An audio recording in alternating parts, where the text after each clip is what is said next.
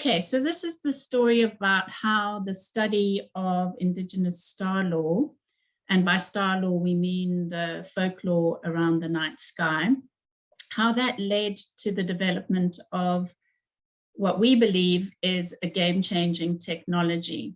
And the reason that the two are linked is that there are two very important themes that permeate both.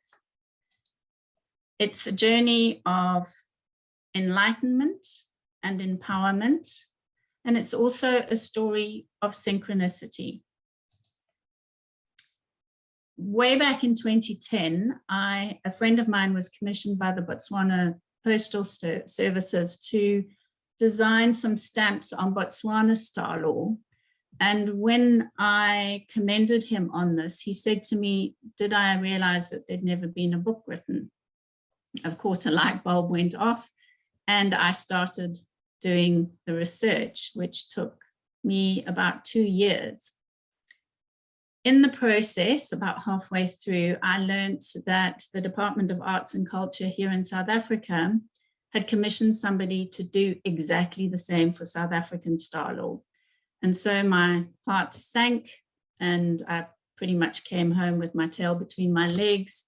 And I thought, what am I going to do about this? So I phoned the gentleman up, a very nice man called Peter Alcock, and we discussed our two projects. And it became apparent from our conversation that his was going to be pretty dry and pretty academic. So I sat back and thought about how I could make my book different. And having a background in guiding and therefore knowing animal behavior, and also having been raised by a mother who was an ardent Jungian, and therefore being very comfortable with the language of modern psychology, I thought that I would try and interpret the stories into the abstract language that Westerners understand, because African folklore often uses wild animals as symbols of abstract concepts. And boy, was it an amazing journey. As Dr. Ian Player very kindly said, he said, the depth of my own spiritual enlightenment permeates the book, making it very interesting and inspiring. But he also went on to say that in the world of conservation, science has long been able to have its say, but there has been a lack of the authentic Indigenous voices. So, what did I learn? As Credo Mutwa so eloquently put it, he said that for the African mind, the living animals of the plains are reflections of their heavenly cousins. The herds of eternity are in the stars, where the origin and destiny of humanity resides. So without going into too much detail, because this really is a story of the result rather than the origin, I learned that Africa's cosmic law is governed by two very important dynamics. They are collaboration and reciprocity. What you give, you will get back. Lawrence van der Post attested to this when he was told that the moon is about to fall away and shall utterly die unless we show her by our dancing how we love her not a little, how we feel we want her to live, utterly knowing that feeling thus she will not die but return, lighting the night for our feet on which we go out and return. The top 3 slides were taken from a film by the Foster brothers. They filmed the Kung Bushmen up in northeastern Namibia. And here you see a bushman taking a burning brand from the fire and helping that star that we can see in those images, which is Sirius, the brightest star in our sky, whom they call the old grandmother, helping the old grandmother across the sky because just as they help her on her journey, so she in turn will help them on their path through life. Lawrence van der Post also had this experience in the Kalahari, in the Kalahari. He said, against the clear starlight, I saw the outline of a woman, and as my eyes became more accustomed to the dark, noticed that she was holding her baby, a boy, high above her head and calling softly to the sky above. I asked my guide what she was doing. She is asking the stars up there to take from her son the heart of a child and give him the heart of a star instead. But why the heart of a star? Because the stars are great hunters and she wants them to give him the heart of a hunter too. I think many of us can understand and value the fact that stars are a universal symbol of consciousness. And I find these 3 examples that I've just given particularly gratifying way of saying that each and every one of us participates in the raising of consciousness. So my book was published in 2012. It was successful. I have about 10 copies left and life moved on. My work took me, excuse me, to East Africa, where human-wildlife conflict and wildlife habitat destruction has reached an advanced stage due to population pressures. And as I was working in the positive impact side of the safari industry, I became introduced to philanthropy in conservation. And this got me thinking. Most philanthropy in safari tourism is either spent on scientific research or on education or on outsourcing projects like this vegetable growing project to create employment for locals, or in training pastoralists to manage their rangelands. But unfortunately, in the minds of the beneficiaries, none of this is actually directly related to this, the living, thriving spectacle of wildlife, or the herds of eternity. There's no direct link. So once again, Credo Mutwa prompted me. He said, man must make 2 connections. He must reconnect with the earth and he must reconnect with the stars. So some years after the publication of Flowers in the Sky, I was chatting with an old acquaintance of mine from Botswana about how people in Botswana could benefit from wildlife in a more direct way. Because as we've seen, tourism is fickle, and even if it were constant, it just doesn't provide enough benefit to local people. So being comfortable with technology and the difference it can make, I had an idea. And he introduced me to BITRI, the Botswana Institute for Technology Research and Innovation, as the perfect entity to realize the concept I had come up with. Fast forward a couple of years while we ironed out the concept, checked its feasibility, got the skills on board, and so on. And I am very happy to present to you Cuibi, which I believe encapsulates Credo Mutwa's prompt. What is Cuibi? It's a mobile app and dashboard that monitors wildlife while benefiting those who live with it. The central concept is that, number 1, the public uploads wildlife sightings, infringements, poaching, illegal wildlife trafficking reports, and in the process earn points. The information is uploaded to what we've called Cuibi Central, the super admin, And from there, government departments and conservation NGOs receive notifications and reports that are pertinent to them. So we have a lot of different levels of authorization. Tourists receive notifications of wildlife sightings, and then tourism concessionaires can receive notifications and reports on their areas. The thing that makes Cuibi different to any of the other apps that monitor wildlife or do citizen science is that everyone is encouraged to upload sightings through the points system.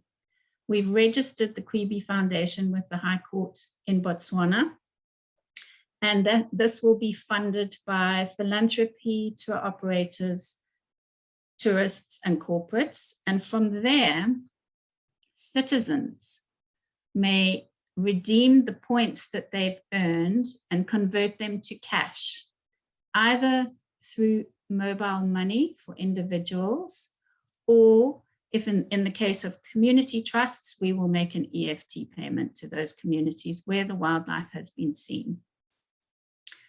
Non-citizens may donate their points. They may not redeem them, and their points will then be allocated to what we've called frontline workers, Department of Wildlife and National Parks rangers, or anti-poaching personnel, or in the case of communities where that wildlife has been seen there, they will get the cash paid to them. Excuse me. The benefits are multitudinous, but here are some of the most notable. So communities and people are rewarded for living animals. A lion that they see every day can earn them 60 pula every single day instead of shooting it or poisoning it or whatever as a once-off. It encourages wildlife tourism to more remote areas where locals can benefit. International tourists can get involved. Purpose travel is a huge thing in the travel industry. It is a central data repository for the government of Botswana, so it will aid in management decisions. It allows for speedy reporting of poaching, illegal wildlife trafficking, fire, and we also have an emergency button. So if you're out there and in trouble, and provided you're connected to the internet, you can press the emergency button and it will connect you to the nearest emergency service provider. And then for me, the most exciting thing is that we can geofence corridors. So communities that live within a geofence corridor can be rewarded for animals that cross those areas, thereby linking up the islands of protected areas. I find that hugely exciting from a conservation perspective. So I'm not going to go into all the features of the technology, but some of the features of the mobile app side is that a photo needs to be uploaded.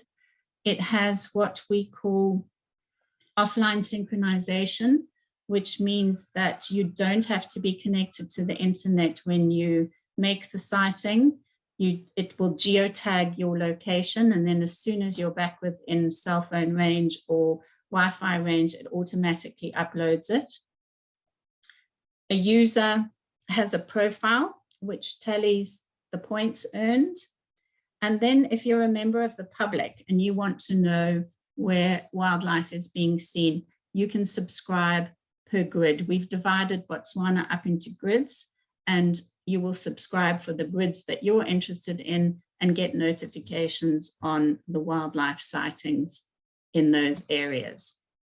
So you may be planning a holiday, or you may be wanting to make a film or something, and you would then subscribe that way.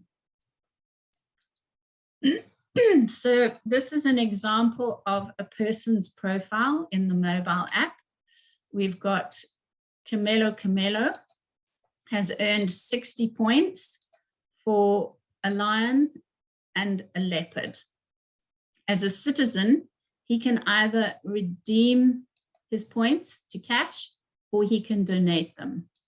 And he, in the second screen, has decided to donate them. He gets a notification, your request to donate points has been sent. When he goes back into his points, he sees that the donation request has been sent and it is pending. What is received on the Cuibi central side is a donation request. Camelo, we can go directly into the individual sighting by clicking on the blue animal. It's been confirmed by somebody. And here we can approve or reject the donation request.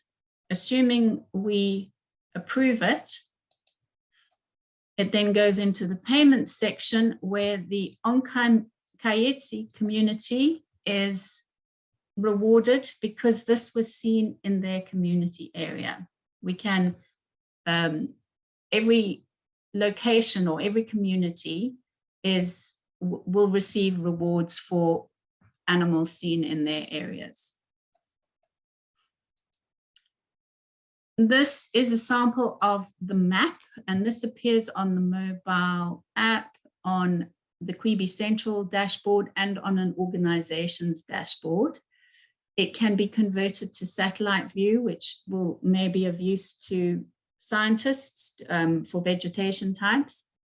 When you scroll down into that 20, it kind of kaleidoscopes out and you can see the individual sightings. We've got little icons for each sighting, and then when you click on that icon, you can see the actual sighting, the photo, who posted it, etc. From our Cuibi admin dashboard, we can pull reports, as you can see on the top here, by sighting type. So that would be live sightings, poaching, illegal wildlife trafficking, emergencies, etc. We can pull it by species, we can pull it by grid, and we can pull it by date. We also have another screen where we can pull reports by users. This is just to track what people are doing. And we have another screen where we can pull financial reports on all the redeemed payments and the donated points. So this we feel is important for donors. We can offer them reports on what's been paid, what's been received, etc. This is an example of a commercial organization dashboard. So think Okavango concessionaire as a typical organization. From here, they register for a dashboard and then they subscribe. They either want the staff package, where only staff receive notifications, or they may want to advise or let agents know what kind of game is being seen on here. Or they might want to do good by their communities and let them know when certain animals are moving through, certain, lion or elephant or whatever. These features of, once again, there are levels of authorizations. Agents will not see rhino, agents will not see pangolin. Communities will probably see only things like lion and leopard and elephant. It just depends on the area, obviously. All this has to be done in collaboration with the people. And as you can see, they will be sent an SMS alert, so they don't necessarily have to have a smartphone. An organization can obviously register their own staff, agents, and community members to receive notifications. An organization can pull reports on sightings, pretty much like the Cuibi Central dashboard. You can have it in the form of bar charts, pie charts, anything else you want. an organization can customize a species list. We felt this was quite important from the perspective of what you see in the north of the country is not what you see in the south. Also, if a research institution is studying a single species, they might just want that single species on their species list. And then what we can also do in the organization dashboard is to geofence a concession, an area, and make those sightings either private or public. So once again, in the case of the Okavango concessions, a lot of them are very exclusive. They don't want Joe Public coming in and trespassing on their areas. But in the case of communities that want to get into the tourism space, they will want their sightings, their wildlife to be known to the greater public. And so they can make their sightings public. This feature we designed with anti-poaching in mind, but it can be used for any kind of wildlife management. A report is received by the organization and it is allocated to an individual on this screen here. By pressing the blue arrow, you might be able to see that I've been assigned an injured or dead animal. And then it would go into the pending column here. I would then go out and investigate and advise my supervisor that I'm investigating it. And then I would report back and the supervisor would put me in the completed column. Cuibi is a pretty sophisticated system in my view. And there are many, many, many more features that it has, but these are just a few to give you a taste of what it can do. Some of you may recognize this photo from Maureen Kinyanjui's excellent presentation on this platform on elephant-human conflict in Kenya. She gave it a few months ago. And I share it here again because I want to paint a scenario for you. What if these people, in conjunction with scientists, could geofence a corridor? Cuibi could find the donors to reward that community for the elephants moving through that corridor, and those rewards were then spent on electric fencing their fields. Would we see as many examples of this kind of conflict? And this is just one example of how Cuibi can work for you. So many questions are going to come, I'm sure, but some of the more frequently asked ones are that in the case of Botswana, Bitri will be doing the hosting and maintenance, but for other countries, it can be done in the cloud or on servers in other countries. I'm sure a lot of you know that data sovereignty is quite a big issue these days. So it depends what other countries want to do. But in the case where a country, say, doesn't have the infrastructure or doesn't have the skills, it is possible for Bitri to host and maintain either in the cloud for that country or on a server in their country. The public receives live sightings only. They will not get poaching reports or fire reports or any other kind of reports. And obviously they're filtered, but more importantly, they're given a general location. And this is important from a tourism perspective because we didn't want to detract from that sense of discovery. We still want people to know that lion are in the area. And as Gus knows, this happens in the KTP quite a lot with those little marker boards, but going out there and actually discovering that lion for yourself, there's still a bit of a wow factor to that. Security is often raised as a question, and I'm told that there are many, many different levels of security built into the system. Don't ask the team because they're not going to tell you. So, but they're very aware that they're a huge risk. So they've got state-of-the-art security built into the system. We have to make it sustainable. Obviously, it needs to be commercially sustainable, and this is done through subscriptions for the access to the data. As I implied in the first point, we have the worldwide license. We can license it to any other country or area. And most importantly, it is homegrown. It's an African solution to an African problem. So I think the most important takeaway from this presentation is that Cuibi is a tool. It can be used by conservation, by tourism enterprises, by communities, and by governments. It can be tweaked any numbers of ways. So please get in touch with me on the email address above to let us know what your anticipated requirements are, and we can take it from there.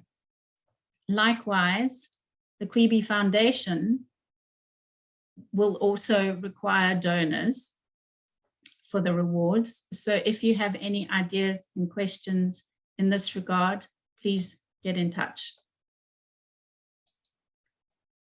To end, I'd like to share with you this line by Khalil Gibran, which embodies for me the sentiments of collaboration and reciprocity. He said, "Forget not that the earth delights to feel your bare feet, and the winds long to play with your hair." Thank you, everybody.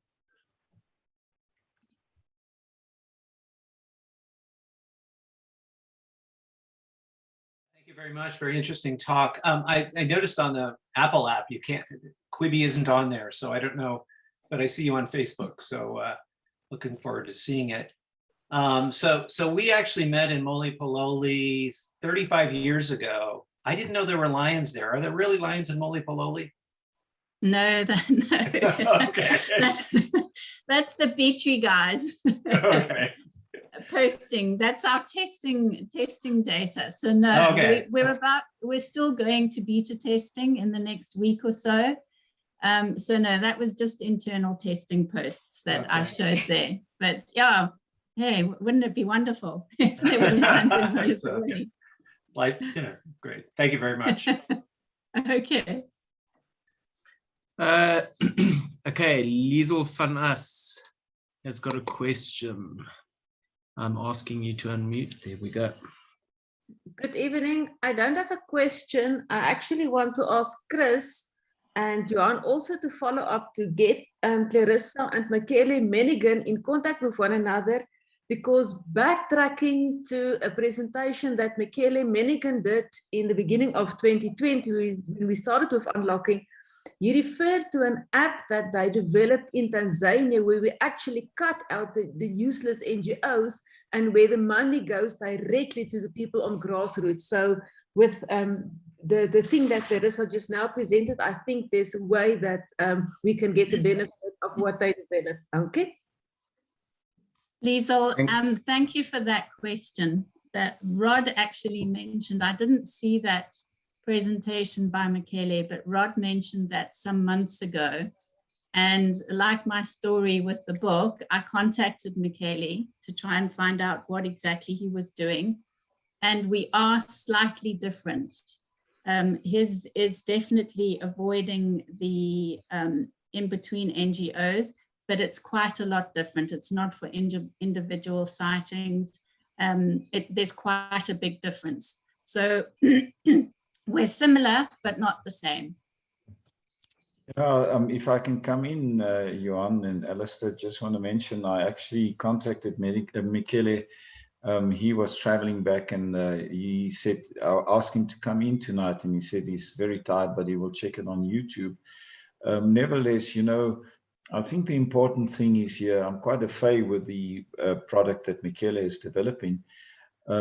It's also partially part of the LCA's initiative. It's called My Planet Green, which will be sort of very much international too. I just think the important thing is that we should not lose our momentum to do what we do and do it as Africans for Africa. And that's the most important thing for me, is that, I'm just using a very stupid example, but if you have a guest house and another person's got a guest house and you're in the same vicinity, collectively you still deliver an overall product that serves the community. And it differs in style and it differs in ways of doing. And I think we keep on going, and we can just encourage you to do what you do, because looking at what you are doing, it is different and it will make a different difference. So, but anyway, Liesel, I will connect the two of them, because Michele is also ready to talk to Clarissa once he've watched the talk on YouTube. Thanks, Liesel, appreciate it. And now Marty would like to ask a question. He's a bit slow out the stable this evening. I don't know, maybe it's because Chris gave you a beer or something. I'm not entirely sure. Are you polluting the driveway where Chris is? Thanks, Clarissa, for a very interesting talk. And it's always good to see innovation and new ways of doing things and that. And I'm just interested in your funding model or proposed funding model. I've actually fairly recently come into contact with a guy who developed an app called Bird Lasser. His name is Henk Nel. And basically, Bird Lasser is a tool that you can do. You can record all your bird sightings, etc., and it feeds back to, I think it's called SABAP and the Atlasing projects and all that sort of stuff. And I think it might be worthwhile just getting in contact with them and chatting to them about some of the struggles that they've had, and it might be well worth some of the learning curves, because in terms of the funding, it was quite difficult for them. While it was a free app, a lot of people are using it, but as soon as it became a paid-for app, it became a challenge. So just something that he had shared with me. And then in terms of how you guys are planning in terms of getting your donors to pay, because like he shared, people use it if they're on holiday or whatever the case is, but they don't use it continually all the time. And I'm not too sure, would your app only be used by people for the week that they're on holiday or at the place where they are, and then how they would pay? So just interested to find out what your thoughts were on that. Thanks. Thanks, Marty. So we have a number of different customer groups in mind. It is private concessions who can actually promote their concessions through agent notifications. And there's a big push for these concessions to be more community friendly, so that you saw the subscription packages there.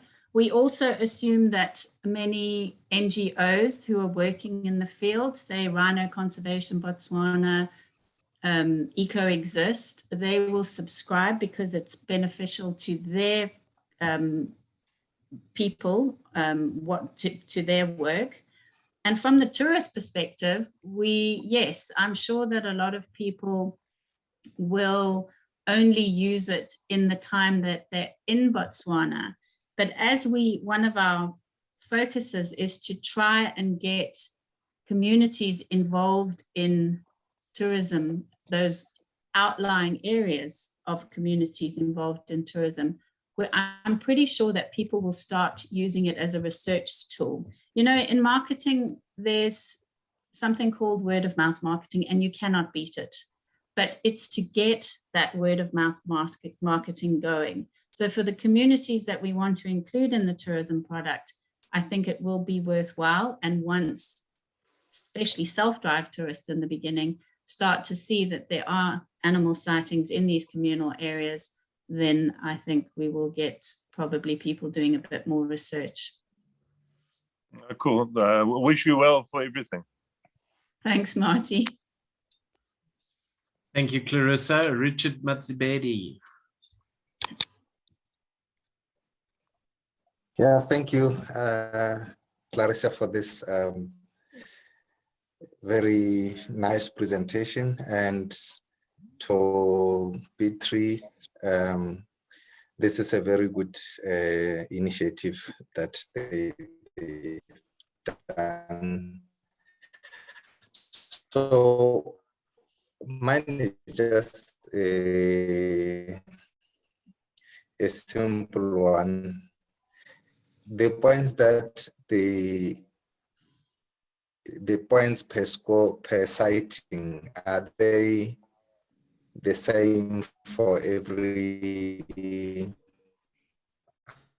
animal, or do you want to give weight to maybe endangered or vulnerable species? Are they just, did you consider maybe giving a bit of weight to, you know, endangered species maybe? Thanks, Richard. So initially, the way we've designed it is that, yes, some species are worth more points than others, but this will actually depend entirely on the donor. It will depend entirely on the donor. And we've given examples of 1 point equals 1 pula, just to keep it simple, but the donors will be the ones that decide. That's really what it comes down to. I'd like to know, I mean, obviously this is now, Thank you. It's owned by B3, so Botswana. Could we roll it out into South Africa, Namibia, those countries? And then in terms of a funding model, just a thought here, attach it to something like the wildcard system that we use for our national parks, and I think Ezimbela Wildlife is also attached to it, in Cape Nature, etc., etc. And maybe find a funding model out of that. Thanks, Alistair. Yes, it's absolutely exportable around the world. So South Africa could definitely take it on, so could any of the countries that you mentioned. And yes, how each country deals with it is entirely up to them. We would sub-license it to another country.